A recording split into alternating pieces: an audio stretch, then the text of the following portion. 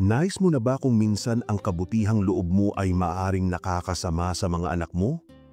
Isipin mong malapit ka ng magretiro at gusto mong tiyaking na magiging maganda ang kinabukasan nila. Pero, paano kung sabihin ko sa iyo na may 7 bagay na hindi mo dapat ibigay para sa ikabubuti nila mismo? Magugulat ka sa huli. Bago tayo magsimula, pakinggan mong mabuti ang kwentong ito. Mahalaga ito para maintindihan mo ang malaking aral ng video na ito. Si Aling Rosa, bagong retirada at puno ng siglang tumulong sa mga anak, binalak regaluhan sila ng pera at ari-arian, kumbinsidong iyon ang pinakamainam para masiguro ang kanilang kaginhawaan. Pamilyar?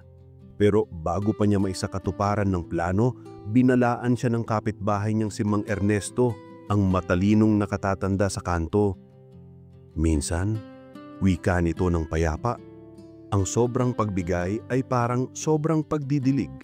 Sa halip na tumubo, malulunod ang halaman. Hindi niya namalayang ang kabutihang loob niya ay maaaring maging patibong para sa sariling mga anak.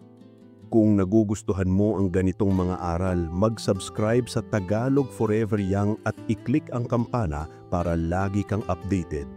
Puno ng pagmamahal, nirigaluhan ni Aling Rosa ang anak na si Ramon ng malaking halaga matapos siyang magretiro. Sa wakas, matutupad mo na ang mga pangarap mo, tuwang sabi niya.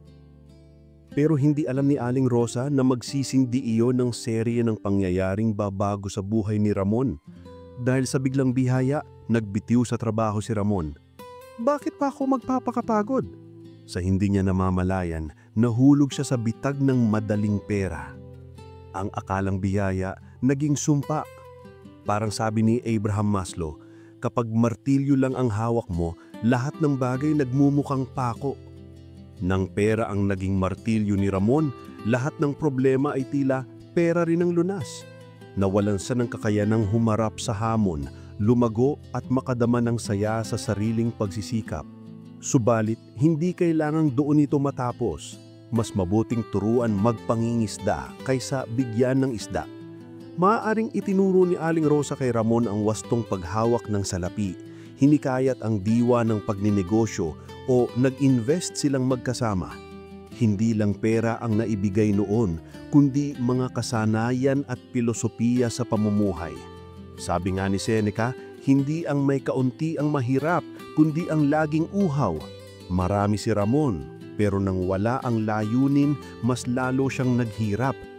Kaya bago ka maghandog ng malaki, tanungin ang sarili, binibigyan ko ba sila ng lambat na pangligtas o ikinukulong ko sila sa gintong hawla? Trampolin ba ito papunta sa pangarap o komortabling sopa kung saan mahihimbing ang ambisyon? Tandaan, ang tunay na regalo ay hindi ang pera mismo, kundi ang kakayahang likhain, paramihin at gamitin ito ng matalino. Tunad ng sabi ni Warren Buffett, mag-iiwan siya ng sapat na yaman sa mga anak para may magawa sila, ngunit hindi ganoon karami para wala na silang gawing. Perang ibinibigay ng walang kondisyon. Ito ang unang patibong. Kapag ang anak ay nasasanay sa regalong walang kapalit na pananagutan, unti-unting napuputol ang ugat ng disiplina, kumpiyansa at sariling layunin. Ang tunay na tulong ay hindi sobre, kundi gabayan silang gumawa at mag-decide. Kaalaman sa pananalaki, karanasan sa trabaho o negosyo at malinaw na usapan tungkol sa pananagutan. Ang tulong na tama ang forma ay nagtataas, ang tulong na sobra ay nagpapahina. Ngayon isipin mo ang sumunod na regalo na madalas nauuwi sa bigat kaysa ginhawa. Si Aling Rosa, masigla at tuos na gustong pasayahin ng anak na si Lisa. Ibinibigay ko sa iyo ang bahay bakasyon natin sa tabing dagat. Sa'yo na. Nakikita na ni Liza sa isip ang mahabang hapon nakatanaw sa dagat. Pero paano kung ang panaginip ay maging bangungot na pinansyal? Hindi naisip ni Aling Rosa ang mga nakatagong gastos, taon-taong buwis, walang katapusang mentenansya, mga biglong sira.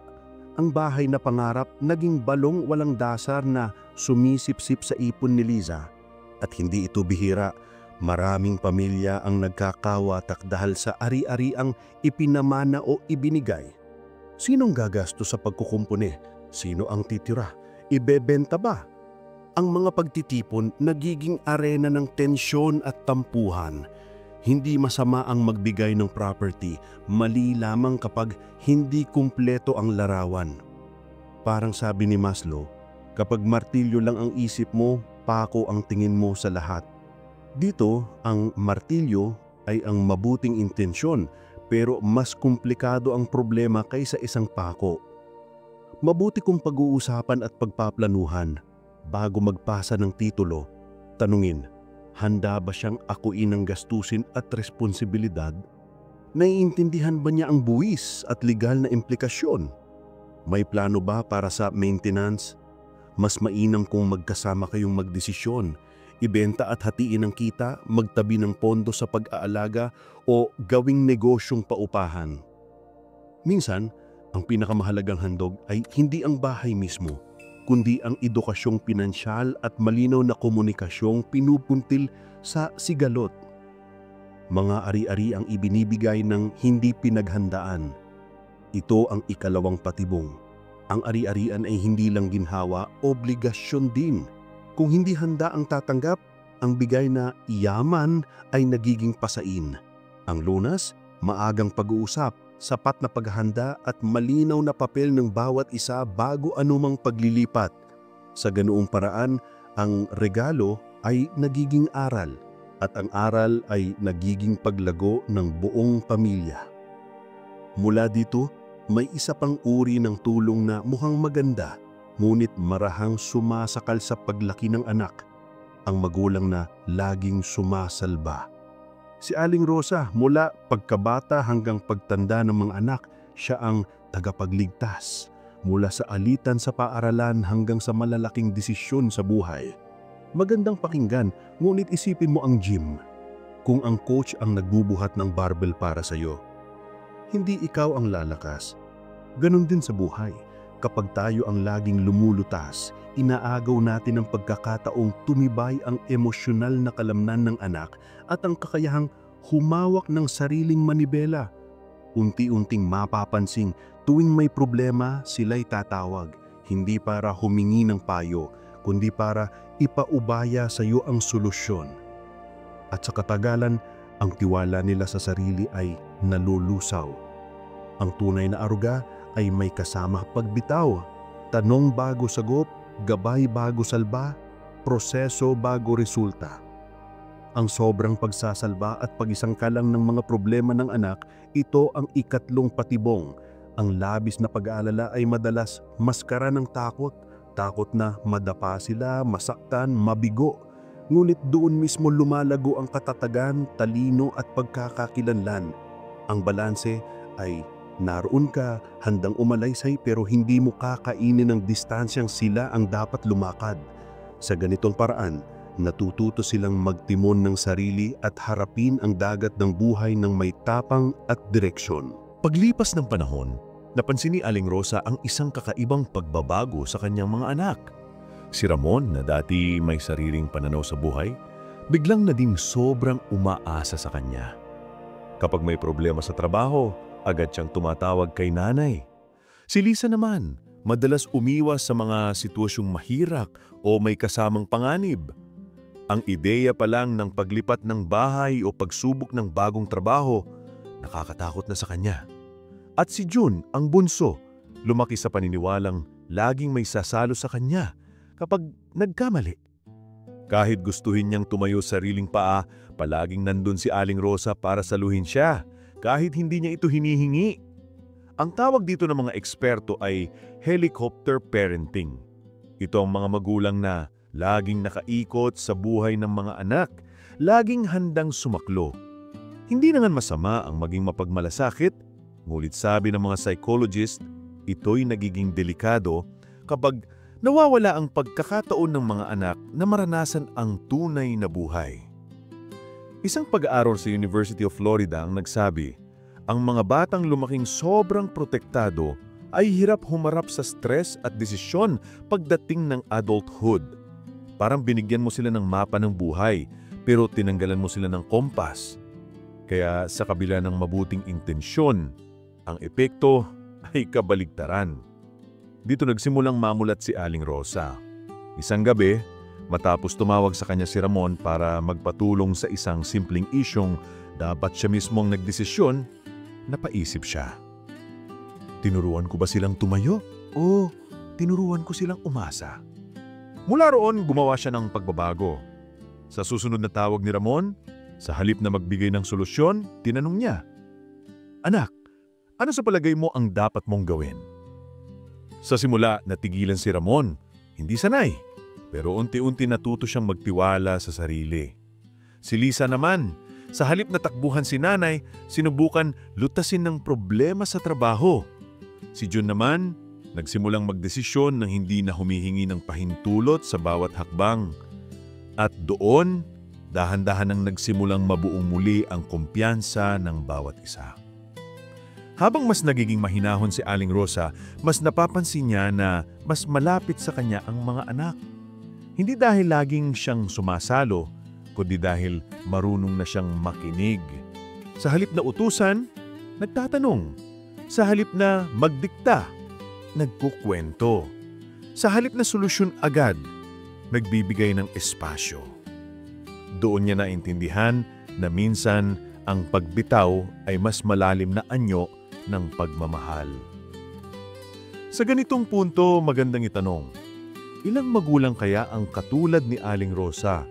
Yung akala nila'y tumutulong pero unti-unting inaalisan ng lakas ang sariling mga anak. Ang pagmamahal ay hindi palaging paghahawak.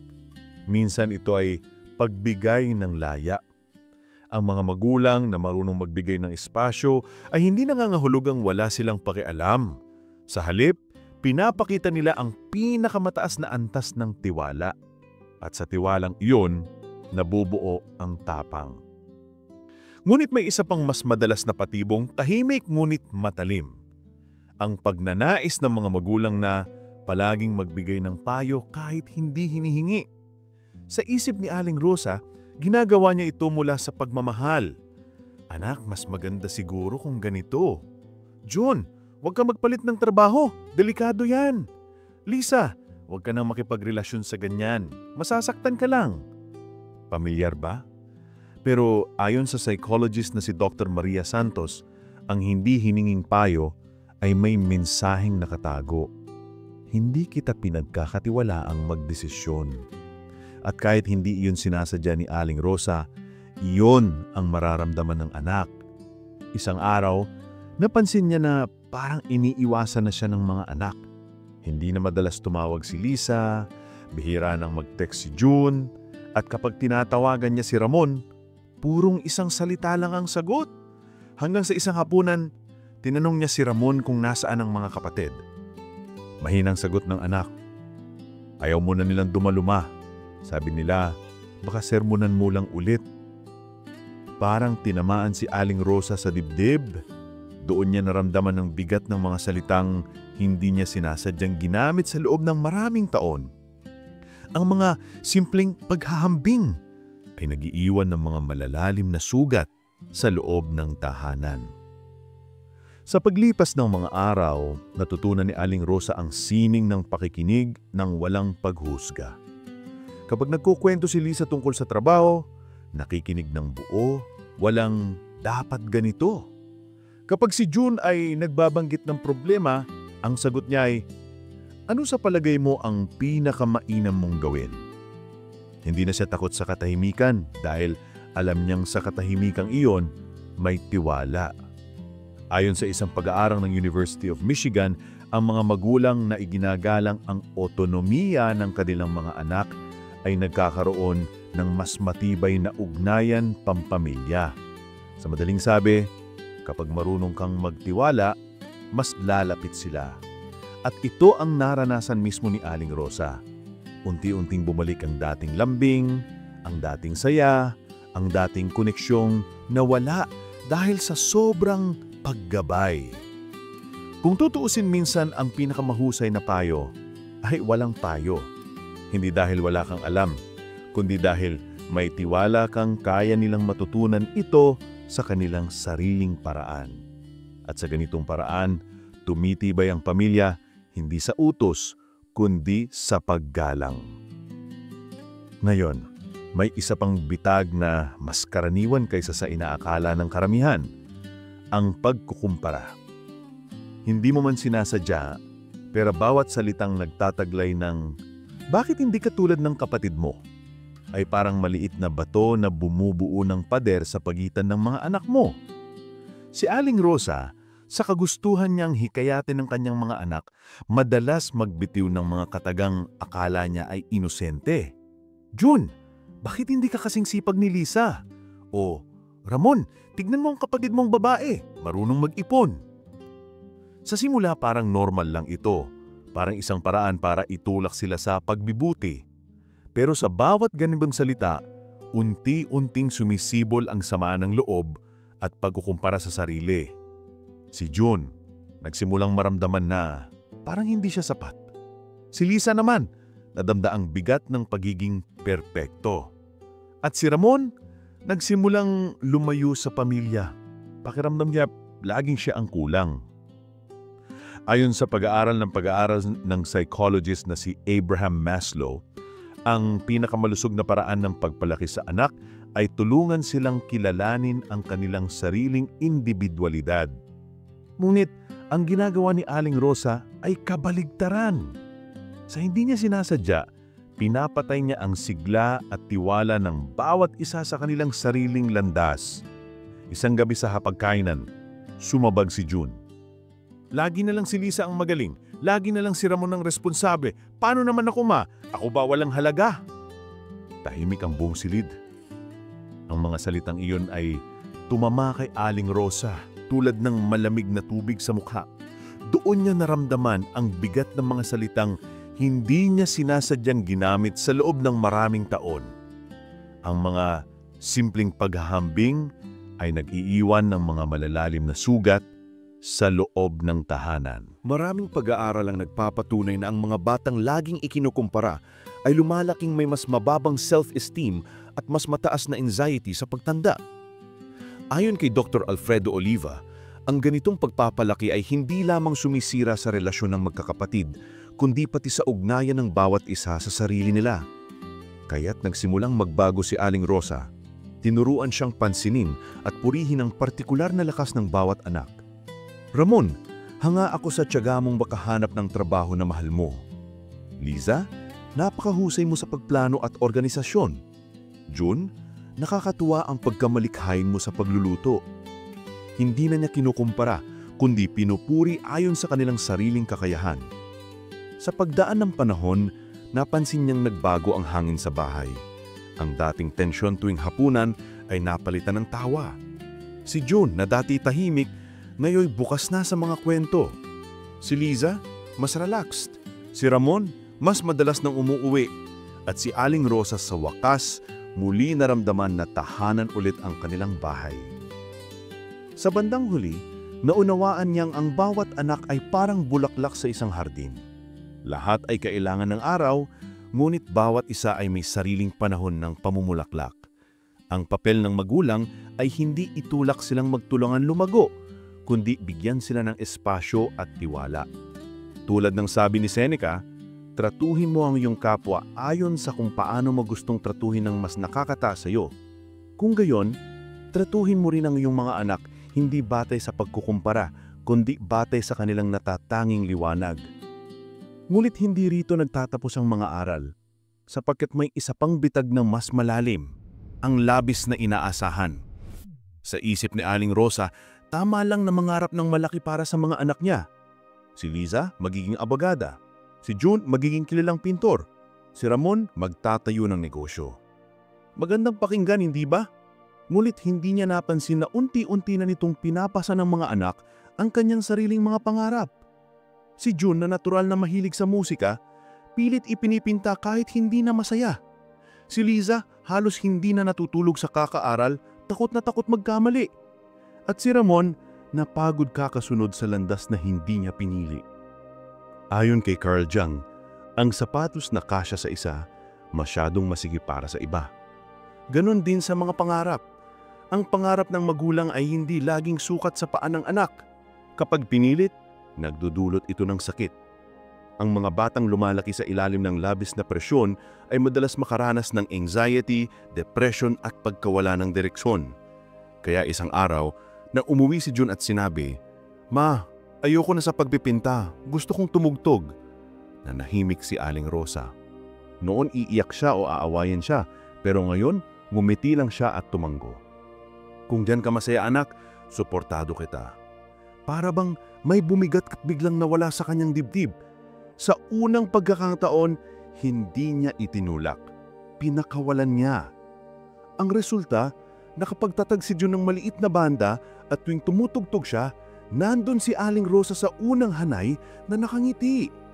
Si Liza naman, matapos mapagtanto ni Aling Rosa na sobra ang presyon sa kanya, binigyan niya ng espasyo. "Anak, hindi mo kailangan maging perpekto para ipagmalaki kita."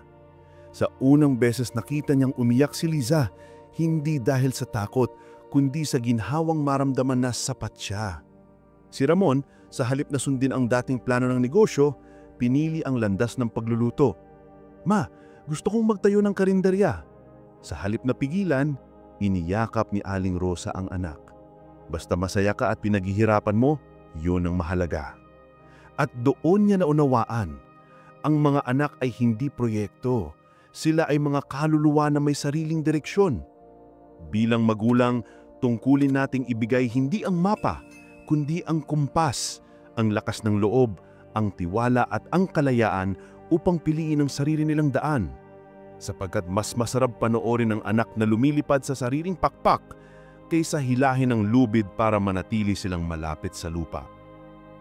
Pagkatapos ng lahat ng pagbabagong iyon, dumating si Aling Rosa sa isang nabagong pagsubok, ang mga anak na hindi marunong maglagay ng hangganan. Marami sa atin na makaka-relate dito. Kapag sobra tayong mapagbigay, umaabot sa puntong inaabuso na ng iba, kahit ng sarili nating mga anak. Isang araw, lumapit si Ramon. "Ma, pwede ba akong tumira muna dito ng ilang buwan? Hirap muna ako sa upa." Walang pag-aalinlangan pumayag si Aling Rosa. "Siyempre anak, dito ka muna hanggang makabawi ka." Pero ang ilang buwan ay naging isang taon at bago niya manamalayan, bumalik siya sa dati. Nagluluto, naglalaba at naglilinis para sa anak niyang 30 taong gulang. Ang tahanan na dapat sana'y tahimik at mapayapa ay muling napuno ng ingay, kalat at pagod. At higit sa lahat, napuno siya ng pakiramdam na ginagamit. Isang gabi, habang naguhugas ng pinggan, napatingin siya sa sariling refleksyon sa bintana. Ito ba talaga ang gusto kong buhay sa pagtanda? Hindi niya alam kung paano tatanggihan ng anak ng hindi magmumukhang masama o walang puso. Pero ayon kay Dr. Laura Marquez, isang psychologist, ang pagtatakda ng hangganan ay hindi kawalan ng pagmamahal. Ito mismo ay anyo ng pagmamahal. Ang pagmamahal na walang hangganan ay hindi kabutihan. Minsan ay pagpapabaya sa sarili. Kaya't nagdesisyon si Aling Rosa, kailangan nilang mag-usap ni Ramon. Nagkasundo silang pareho. Si Ramon ay maghahanap ng sarili niyang tirahan at si Aling Rosa ay tutulong sa kanya sa unang buwan ng upa. Ngulit pagkatapos noon, si Ramon na ang bahala. Naging mahirap sa simula para sa kanilang dalawa. Si Aling Rosa nasanay kasing may inaasikaso. Ngulit sa bawat araw na lumilipas, napapansin niyang mas nagiging responsable at masaya si Ramon.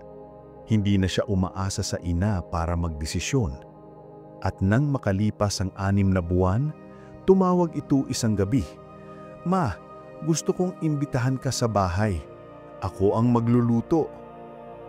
Pagpasok niya, naamoy niya ang ginisang bawang at sibuyas, parang panahon ng kabataan. Sa bawat kagat, naramdaman niya ang lasa ng paglaya para sa kanya at para sa anak. Doon niya tuluyang naunawaan na ang pagtulong ay may hangganan at kapag lumampas ka roon, nagiging sagabal na ito sa paglaki ng taong tinutulungan mo. Tulad ng sabi ni Khalil Gibran, ang mga anak mo ay hindi mo mga anak. Sila ay mga anak ng buhay na sabik maranasan ang sarili. Kaya't kung tunay mong mahal sila, hayaan mo silang madapa, matuto at bumangon. Sa ganitong paraan, hindi mo sila binibigyan ng buhay mo, binibigyan mo sila ng sarili nilang buhay. Ngunit hindi pa roon natatapos ang paglalakbay ni Aling Rosa. Matapos ang lahat ng mga karanasang iyon, dumating siya sa isang punto ng pagtatanong sa sarili. Ginawa ko na ang lahat pero bakit parang may kulang pa rin? Naramdaman niya ang distansya. Kahit nagbago na ang relasyon nila, parang may espasyong hindi pa rin napupuno. Kaya isang araw, lumapit siya sa kanyang dating kapitbahay. Si Mang Ernesto, ang matandang lalaking minsan nang nagpayo sa kanya. Mang Ernesto, sabi niya, pakiramdam ko kahit nagbago na ako, hindi ko pa rin lubos na nakakonekta ang puso ko sa mga anak ko. Tahimik lang ang matanda at sakang ngumiti. Rosa, alam mo ba kung ano ang pinakamalalim na anyo ng pagmamahal? Ang pagmamahal na may pagbitaw. Nagulat si Aling Rosa. Pagbitaw? Tanong niya. Hindi ba't ang tunay na pagmamahal ay laging nariyan? Umiling si Mang Ernesto. Ang pagmamahal na tunay ay hindi paghawak, kundi pagsuporta sa paglipad. Ang anak ay parang ibon. Kung pipigilan mo, hindi siya matututong lumipad. Kung bibitawan mo ng buo, baka tuluyang lumayo. Pero kung bubuksan mo ang iyong palad at hahayaan siyang pumainlang, makikita mong babalik siya. Hindi dahil kailangan ka, kundi dahil mahal ka niya. Tahimik si Aling Rosa. Parang may biglang linaw na sumilay sa isip niya. Naalala niya ang mga salitang minsang nagsabi si Mang Ernesto noon. Ang sobra-sobrang tulong, kahit ginto, ay nagiging tanikala kapag hindi pinagsama ng karunungan. Kaya't mula noon, nagsimula siyang mamuhay ng may bagong prinsipyo. Tumulong ng may karunungan, magmahal ng may hangganan, at umalalay ng may paggalang sa kalayaan ng iba. Simula noon, nagbago ang lahat. Si Liza, na dating puno ng pressure, ay natutong magpahinga at tumawa.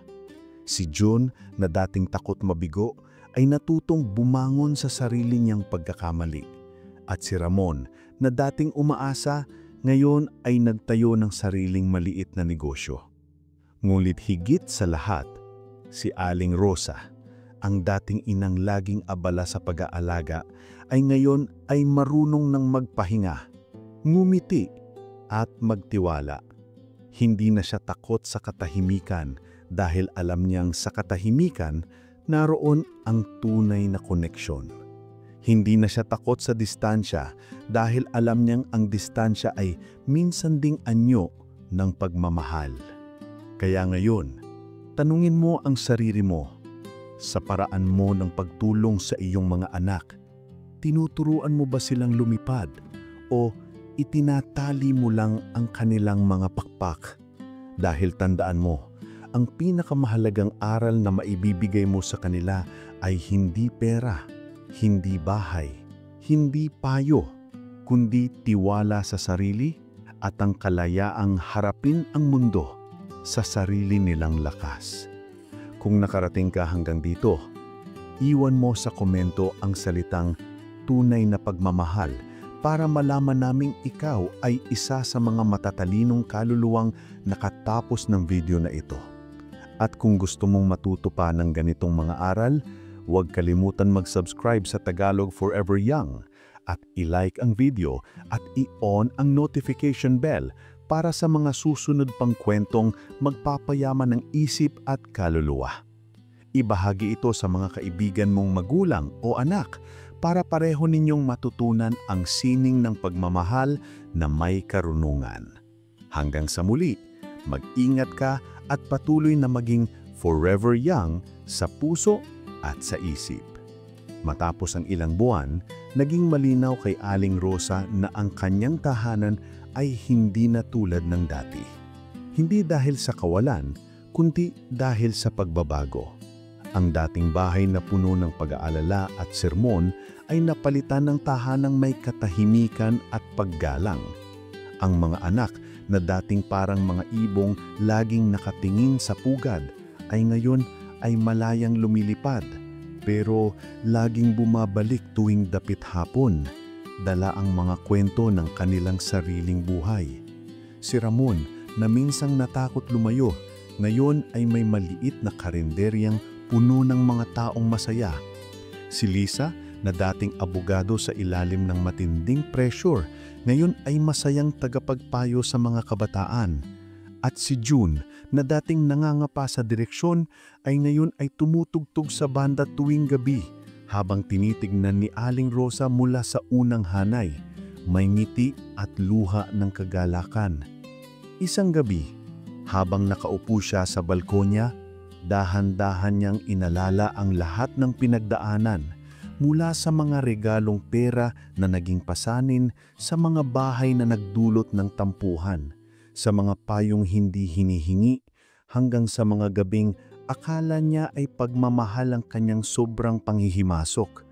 Lahat ng iyon ay parang mga pahina ng isang lumang libro, mabigat ngunit puno ng aral.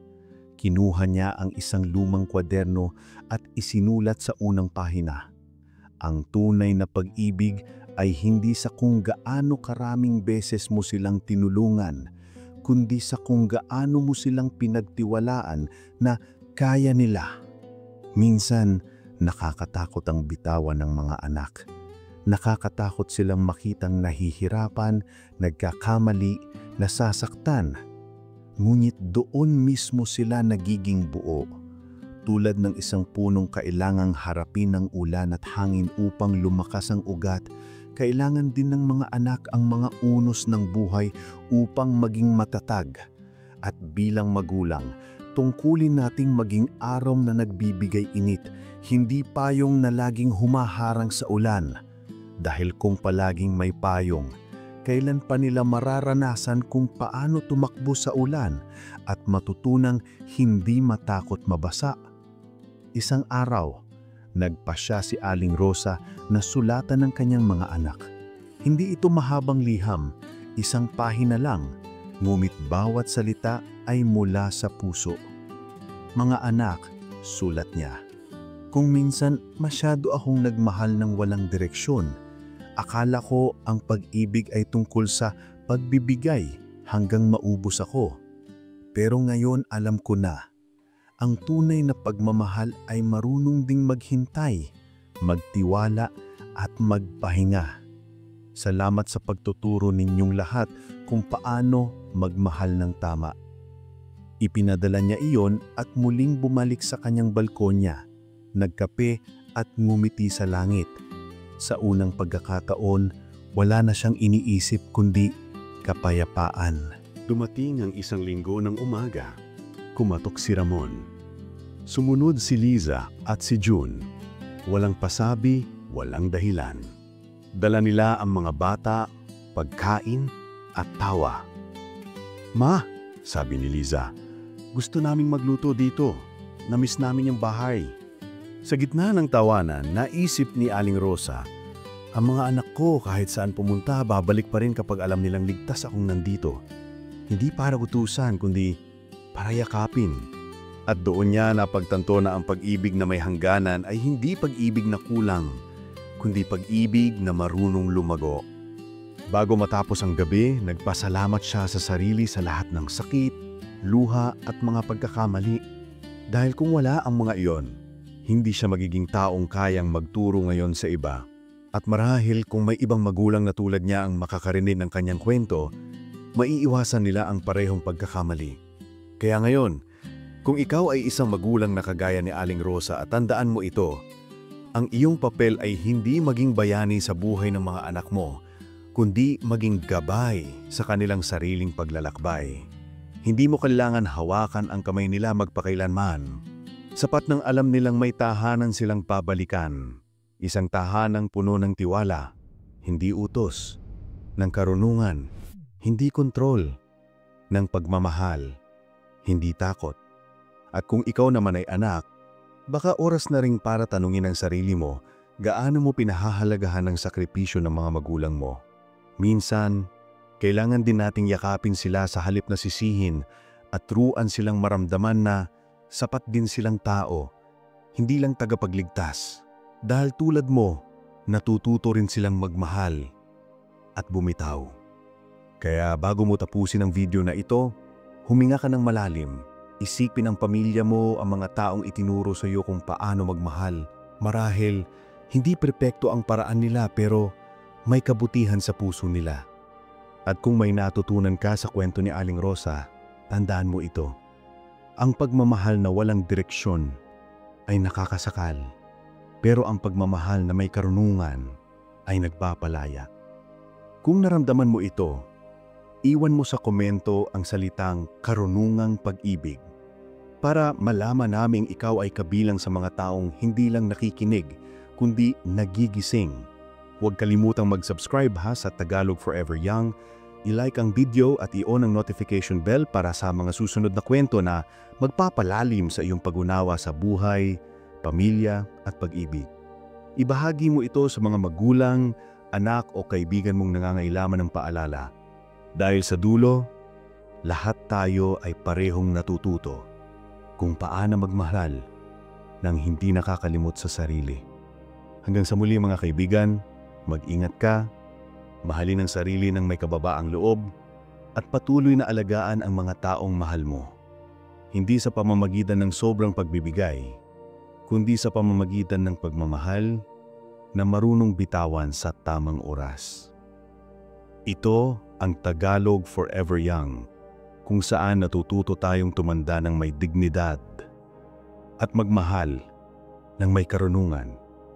At sa mga sumunod na taon, naging tahimik ngunit makahulugan ang buhay ni Aling Rosa. Ang dating babayo na abala sa pag-aalaga at pag-aalala, ngayon ay marunong ng magpahinga at magtiwala sa agos ng buhay. Tuwing umaga, nauupo siya sa hardin, pinagmamasdan ang mga halamang na unti-unting tumutubo. Ganito pala talaga ang pag-ibig, sabi niya minsan sa sarili. Hindi mo kailangang hilahin ang bawat usbong. Kailangan mo lang silang bigyan ng araw, tubig at tiwala. Natawa siya. Kahit pala ang mga halaman ayaw din ng sobra. At doon niya napagtanto na ang lahat ng bagay sa mundo, kahit pag-ibig, ay nangangailangan ng tamang sukat. Minsan tinawagan siya ni Liza, "Ma, gusto ko lang sabihin, salamat. Dahil kung hindi mo ako tinigilan noon, baka hindi ko natutunang tumayo mag-isa." Napangiti si Aling Rosa at may luhang dumala sa pisngi. "Anak," sabi niya, "hindi ko kayo tinigilan. Tinulungan ko lang kayong makita ang sarili niyong lakas." Sinundan niyo ng tawag ni June, tuwang-tuwa habang nasa gig. "Ma, sold out kami ngayong gabi. Naaalala ko pa yung sinabi mo, walang himig kung walang lakas ng loob." "Tama ka, Ma." At si Ramon naman nang minsang bumisita, dinalhan siya ng pagkain galing sa sariling karinderya. "Ma, ito yung adobong natutunan ko sa'yo. Pero nilagyan ko ng twist, may gata." Nagkatawa ng silang dalawa at sa gitna ng amoy ng bawang at paminta, naramdaman ni Aling Rosa ang isang bagay na hindi kayang ibigay ng anumang kayamanan. Ang kaligayahang makita ang mga anak niyang masaya, malaya, at may direksyon. At sa gitna ng katahimikan ng kanyang gabi, sumagi sa isip niya ang matandang payo ni Mang Ernesto. "Rosa, ang pinakamalaking yaman ng isang magulang ay hindi kung gaano karami ang naipamana niya, kundi kung gaano karaming aral ang naiwan niya sa puso ng kanyang mga anak." Muling ngumiti si Aling Rosa. Oo, nawala na ang ilang bagay sa buhay niya. Ang sigla ng kabataan, ang araw-araw na abalang pag-aalaga, ang dating ingay ng mga bata sa bahay. Pero sa kanilang pagkawala, may kapalit na mas malalim. Kapayapaan, karunungan, at kahulugan. Isang umaga, habang tinatabasan niya ang mga halaman, dumating si Mang Ernesto. Ngayon ay mas matanda, mas puti ang buhok, ngunit pareho-tarehin ang aura ng karunungan. "Rosa," sabi niya, "tingnan mo ang mga bulaklak mo. Noon, lagi mo silang dinidiligan araw-araw. Ngayon, mas maganda pa sila. Tumawa siya. Natutunan na akong hindi laging kailangang magdilig. Minsan, kailangan ko rin silang hayaang mag-ugat ng mag-isa. Tumango si Mang Ernesto. Iyan ang totoong pag-unlad. Kapag natutunan mong magtiwala. At habang nakatingin siya sa abot tanaw, sa araw na unti-unting bumababa, may mga salitang umikot sa isip niya. Mga salitang parang isinulat mismo ng kanyang puso. Ang pagmamahal ay hindi pagsakal. Hindi ito pagsuko. Ang pagmamahal ay ang lakas na kayang bumitaw, mulit nananatiling nariyan. Ang pag-ibig ay hindi sukatan ng kung gaano karaming beses mong sinalo, kundi kung gaano karaming beses mong hinayaang lumipad. At marahil, iyon ang pinakamalalim na aral na maiiwan sa atin ni Aling Rosa, na sa pag-ibig, sa pagiging magulang, sa pagkakaibigan o kahit sa sarili nating paglalakbay, kailangang matutunan nating magmahal ng may karunungan, magbigay ng may hangganan, at bumitaw ng may kapayapaan. At marahil, iyon ang pinakamalalim na aral na maiiwan sa atin ni Aling Rosa, na sa pag-ibig, sa pagiging magulang, sa pagkakaibigan o kahit sa sarili nating paglalakbay, kailangang matutunan nating magmahal ng may karunungan, magbigay ng may hangganan, at bumitaw ng may kapayapaan. Kung naramdaman mo ang kwento ni Aling Rosa, huwag mong kalimutang mag-subscribe sa Tagalog Forever Young dahil sa bawat video namin, matututunan mong yakapin ang buhay ng may dangal at magmahal ng hindi nauubos. Ibahagi ito sa mga taong palaging nagbibigay, sa mga inang pagod, sa mga anak na naliligaw at sa mga pusong kailangang maalalahanan. Na minsan, ang pinakamabuting paraan ng pagmamahal ay ang payapang pagbitaw. Hanggang sa muli mga kaibigan, alalahanin, ang tunay na kabataan ay hindi sinusukat sa edad, kundi sa kakayahang matuto, magpatawad, at magmahal ng walang takot. Ito ang Tagalog Forever Young, kung saan muling nagigising ang iyong kaluluwa upang maunawaan na ang pinakamagandang panahon ng buhay ay ang sandaling natutunan mong magmahal ng may karunungan. Pagkalipas ng ilang taon, naging alamat si Aling Rosa sa kanilang baryo. Hindi dahil sa yaman, hindi dahil sa ganda ng bahay, kundi sa katahimikan na dala ng karunungan. Ang dating babae na laging nagmamadali, ngayon ay marunong ng mabuhay ng dahan-dahan. Tuwing tanghali, makikita siya sa harap ng bahay, nakaupo sa lumang silya, may tasa ng kape sa kamay at may ngiting tila nagsasabing, lahat ng bagay, may tamang oras. Ang mga kapitbahay kapag dumaraan, bumabate. Gandang araw, Aling Rosa. At ang sagot niya ay palaging may kababaang loob. Gandang araw din niyo, anak. Huwag mong kalilimutang magmahal mang marunong. Dumating ang araw ng kanyang ika-7 dekada. Nagbalik sa bahay ang lahat ng kanyang anak. Si Ramon, si Liza at si June. Kasama ang kani-kanilang mga pamilya, mga apo at halakhak ng mga bata. Sa hatag, napuno ng tinunang manok, adobo at pansit. Gulit higit sa lahat, napuno ng kwento, yakap at alaala. Habang pinagmamasdan niya ang mga anak niyang nagtatawanan, naramdaman niya ang bigat ng tuwa sa kanyang dibdib. Parang isang pelikula sa kanyang isipan ang lahat ng pinagdaanan nila. Ang mga araw na luha, ang mga gabing walang tulog, ang mga sandaling akala niya ay nabigo siya sa bilang ina. Ngayon, lahat iyon ay parang mga ulap na unti-unting nawala, iniwan ang malinaw na langit ng kapatawaran at pag-unawa. Nang matapos ang kainan, lumapit si Ramon at nagsabi, "Ma, alam mo ba, ang karinderya ko ay nagkaroon ng bagong branch. At ang unang recipe sa menu ay tinawag kong adobong Rosa." Tumawa si Aling Rosa. "Bakit Rosa?" tanong niya. "Kasi ma, ang sikreto ng adobo mo ay pareho sa sikreto mo sa buhay. Hinay-hinay lang, may tamang alat, may tamang init at laging may pagmamahal. Tumawa ang lahat at kahit si Liza na minsang takot magpakita ng emosyon ay lumapit sa kanyang ina at inakap. Ma, kung dati ang tingin ko sa iyo ay masyadong istrikta, ngayon naiintindihan ko na. Tinuruan mo kaming hindi lang magtagumpay, kundi maging matatag. Si Jun naman habang nag-aayos ng gitara ay lumapit at mahina ang boses. Ma, gusto kong kantahan ka. Tumango si Aling Rosa. At sa gitna ng gabi, habang pinakikinggan niya ang anak na kumakanta ng awit tungkol sa kalayaan, pag-ibig at pasasalamat, bumagsak ang mga luha sa kanyang pisngi. Pero sa unang pagkakataon, iyon ay mga luha ng ganap na kapayapaan. Kinabukasan, nagsulat siya sa kanyang diary tulad ng kanyang nakaugalian mula pa noong kabataan. Marami akong binigay noon, pero mas marami pala akong natutunang bitawan. Akala ko noon, ang pinakamahalagang regalo ay seguridad. Ngayon, alam ko na, ang pinakamahalagang regalo ay tiwala. Tiwalang kaya nilang mabuhay, kaya nilang magkamali, kaya nilang matuto, nang hindi ko kailangang sumalo sa bawat pagkadapa.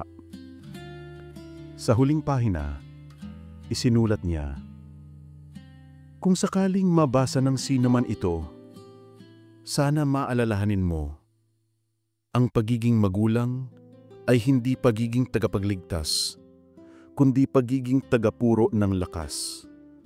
Huwag mo sukatin ng iyong halaga sa dami ng iyong nagawa sa kanila, kundi sa dami ng pagkakataong hinayaan mong sila mismo ang gumawa. At marahil, iyon ang dahilan kung bakit si Aling Rosa ay naging simbolo ng pagmamahal na marunong bumitaw. Sa bawat batang lumalapit sa kanya para humingi ng payo, palagi niyang sinasabi, "Anak, kung mahal mo, turuan mong tumayo. Kung tunay mong mahal, hayaang magkamali. At kung mahal na mahal mo, dasalan mo na lang sa malayo." Dahil alam niyang minsan, ang katahimikan ay mas makapangyarihan kaysa sa libong sermon. Dumating ang isang dapat hapon. Nakaupo siya sa hardin habang nakatingin sa paglubog ng araw. Ang hangin ay malamig. Ang paligid ay payapa. Dumating si Mang Ernesto. Ngayon ay marupok na rin at umupo sa tabi niya. "Rosa, nakita mo na ba ang mga punla na itinanim mo?" Tumango siya. "Oo, Ernesto. Lahat sila ay lumago. Hindi lang sa luta, kundi sa buhay." Ngumiti si Mang Ernesto at sumagot, "Iyan ang tunay na kayamanan." At sa oras na yon, habang ang araw ay dahan-dahang lumulubog, napikit si Aling Rosa at huminga ng malalim. Wala na siyang hinanakit, walang panghihinayang, walang takot, taning kapayapaan, sapagkat alam niyang natupad na niya ang layunin ng bawat magulang. Ang maging liwanag, hindi kandila. Maging gabay, hindi tali. At sa huling sipol ng hangin, tila may bulong mula sa langit.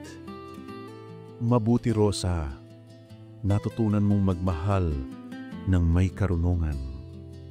At kung nakarating ka hanggang dito, kaibigan, sana ay maramdaman mo rin ang aral na iniwan ni Aling Rosa.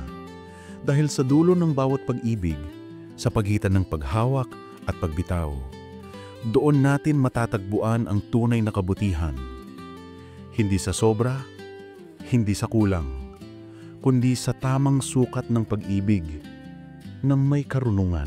Kung nagustuhan mo ang kwentong ito, huwag kalimutang mag-subscribe sa Tagalog Forever Young.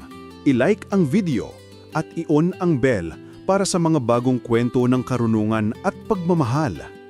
Ibahagi ito sa mga taong kailangan ng paalala na minsan, ang pinakamagandang paraan ng pagtanda ay ang pagyakap sa katahimikan at pagbitaw sa mga hindi na kailangan hawakan.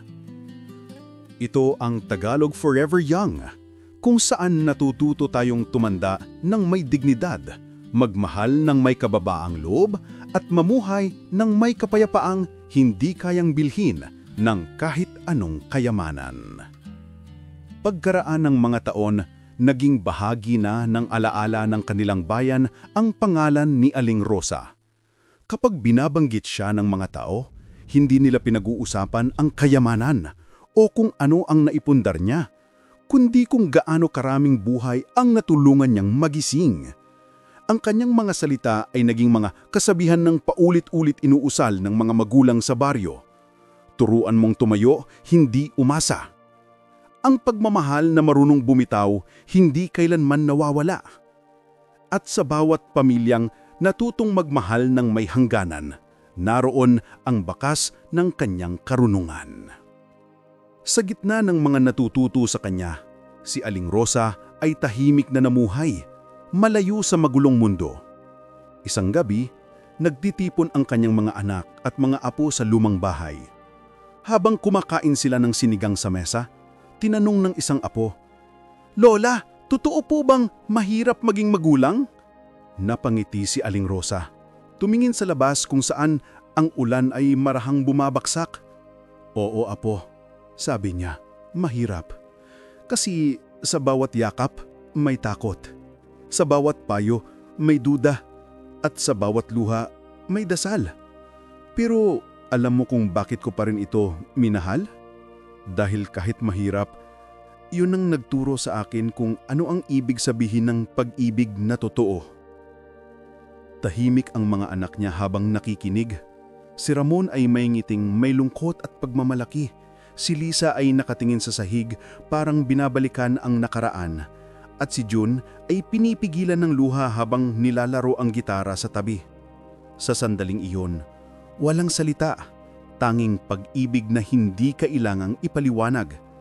Sa puso ng bawat isa, alam nila, ito na ang babae na nagturo sa kanila ng pinakamahalagang aral sa buhay, ang magmahal ng may karunungan at magbigay ng may hangganan.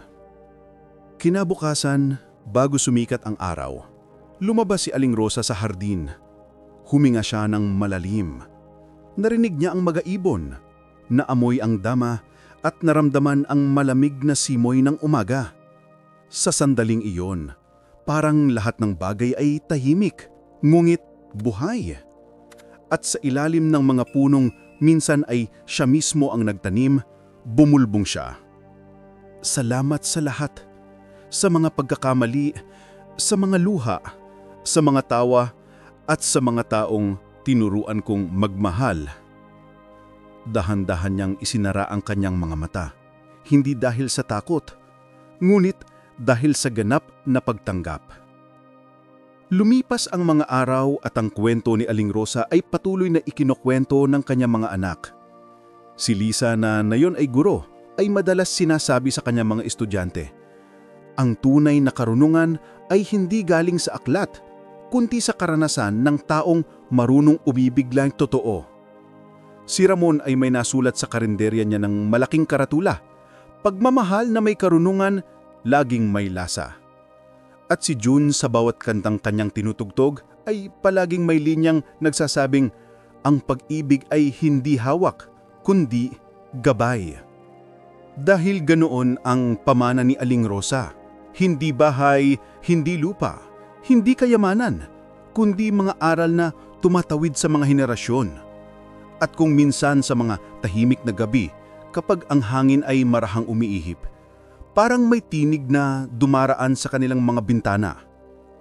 Mahal mo ba sila? Kung oo, hayaang matuto. Dahil ang pagmamahal na marunong bumitaw ay pagmamahal na walang hanggan. At marahil, yun na nga ang tunay na sukdulan ng karunungan. Na kapag natutunan mong magmahal ng hindi nagmamay-ari, tumulong ng hindi inaasahang ang kapalit at bumitaw ng may tiwala, doon mo lang mauunawaan ang ibig sabihin ng pagiging magulang, anak, at tao. Kaya kung nakarating ka hanggang dito, kaibigan, marahil ay ramdam mo na rin sa puso mo ang katahimikan ni Aling Rosa. Marahil ay may isang taong sumagi sa isip mo, isang magulang, anak, o taong sobrang mulang minahal at kailangan mong hayaan. Kung ganoon, isulat sa komento ang salitang bitaw na may pagmamahal bilang simbolo ng pag-unlad ng iyong kaluluwa. At huwag kalimutang, bawat kwento rito sa Tagalog Forever Young ay hindi lang para pakinggan, kundi para maramdaman. Dahil ang karunungan ay hindi lang para sa isip, kundi para sa puso. Mag-subscribe, i-like at i-on ang kampana para sa mga bagong kwento ng buhay, pagmamahal at pag-unlad. At habang pinapakinggan mo ang huling musika ng video na ito, tandaan mo, ang tunay na kabataan ay ang kakayahang matutong magmahal muli kahit ilang beses ka nang nasaktan.